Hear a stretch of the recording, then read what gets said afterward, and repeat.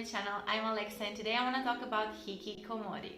Hikikomori is a terminology that refers to a certain phenomenon. Those people who decided to withdraw themselves from the normal social path and isolate themselves in their own homes. Tamaki Saito was the first psychiatrist to coin this term in 1990s because he wanted to give an explanation of what was going on in the society and also to explain some really violent incidents that happened and that were involving some loners. The Ministry of Health, Labor and Welfare, the Japanese ministry, defined hikikomori as someone who voluntarily decide to isolate themselves from the society for more than 6 consecutive months. Those people, of course, tend to not go to work or to school, and they are unable to interact with someone outside their own families. Now, I want to clarify something. Hikikomori might seem someone who doesn't want to go to school or to work and decide to stay home and be maintained. But that's not the case always with hikikomori. Hikikomori is way much complex than this. It can be someone who suffered from bullying in schools or at the previous workplace and they are now traumatized to go back into society.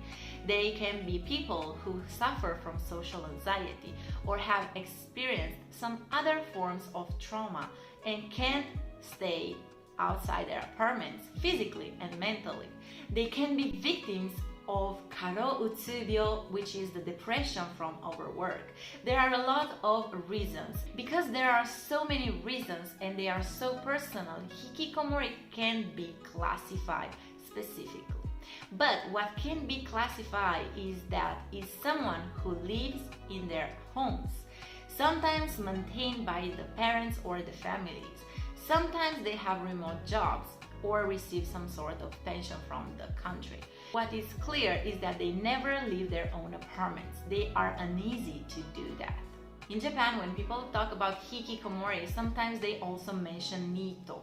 Nito and hikikomori are two different things. First of all, hikikomori is someone who is unable mentally and physically to leave their own apartment and houses and choose to do so, but they still work and function as human beings. It's just harder for them to be in the society.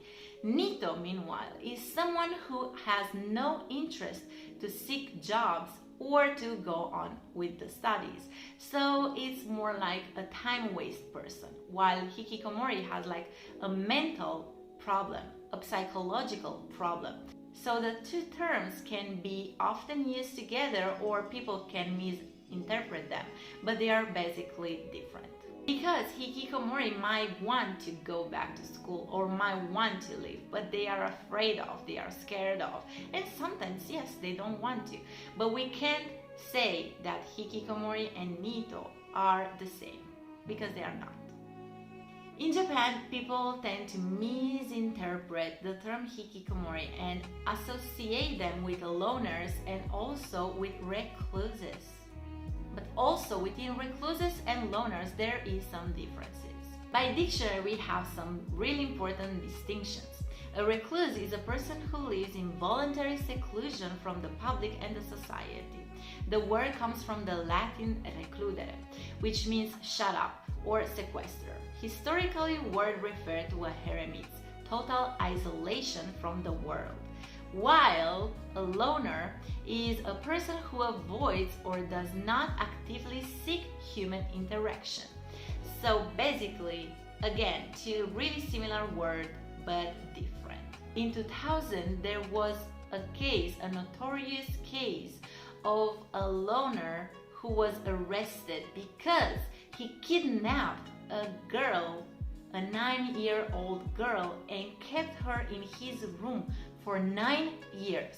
4 months later, after this huge news, a 16-year-old stabbed to death a person and hurt other two with a kitchen knife on a bus.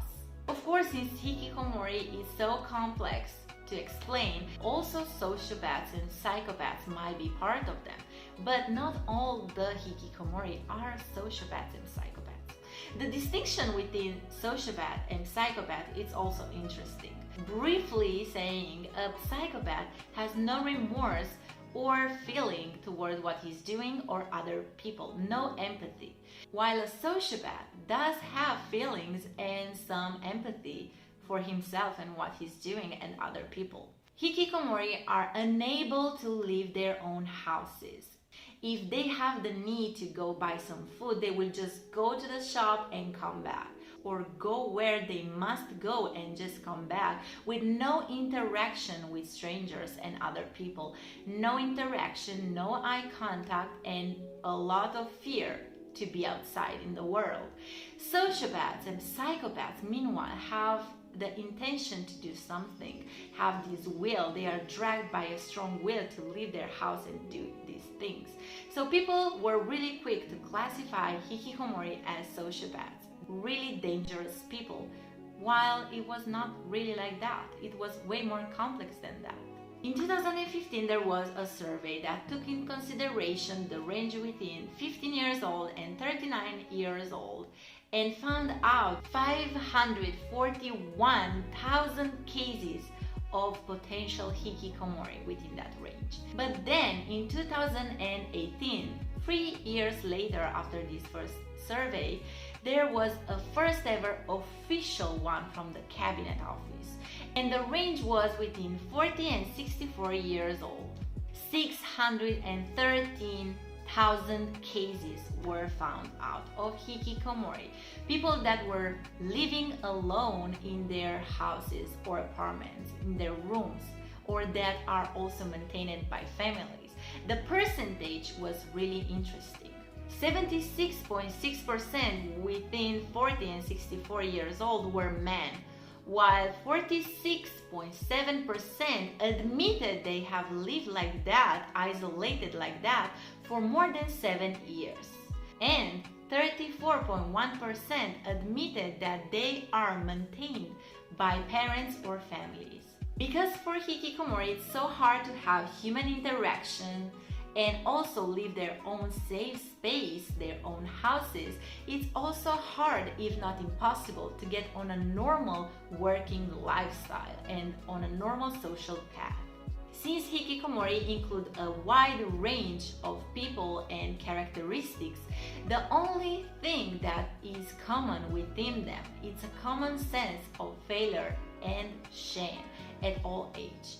That's the only point in common they have. Of course, after that first ever survey and the incredible number of hikikomori that resulted, the Tokyo metropolitan government decided also to change his approach. Before, at the beginning, hikikomori was considered a juvenile delinquents matter. But now, after, of course, the 2018 first ever survey and the incredible numbers of hikikomori resulted, the Tokyo metropolitan government decided to move the jurisdiction and the support system under Health and Welfare Ministry. Of course, the TV promotes a dangerous image of hikikomori, but the truth is that these are all misinterpretations. They are uneasy to leave their apartments to do something dangerous from others. They just want to live isolated. Now, I want to remember you another really notorious case because it was made worldwide famous. This was happening in 2019, and I'm sure everyone heard of that. It's the story of this man who killed 17 schoolgirls and 2 adults at a bus stop near Tokyo in 2019. He was considered by the media a hikikomori, and since then hikikomori were more scared to get out into the world because everyone was having those images and these references. Few months later, there was another really scandalous case. A 76-year-old former politician stabbed his 44-year-old son to death. He was basically living with them, and he had this idea and suspicion and fear that the son physically abused the mother, so he stabbed him to death. Hikikomori is a notorious case, but still is a taboo in Japan. The reason why it's a taboo is because mental illness is still hard to acknowledge in the Japanese society. And also, the families prefer to protract this state rather than seek mental health care. The reason why is pretty simple. They are ashamed of this to happen, so they prefer to just hide under the carpet everything. Thank you so much for today. Thank you so much for seeing my videos and subscribing to my channel. I really appreciate that. And if you liked this video, just subscribe to my channel for more content. Next video is gonna be about black companies, but I will try to make something also about the healthcare, the mental healthcare problems, and what are the taboos here in Japan. Thank you so much for watching me. I hope you liked it. Bye.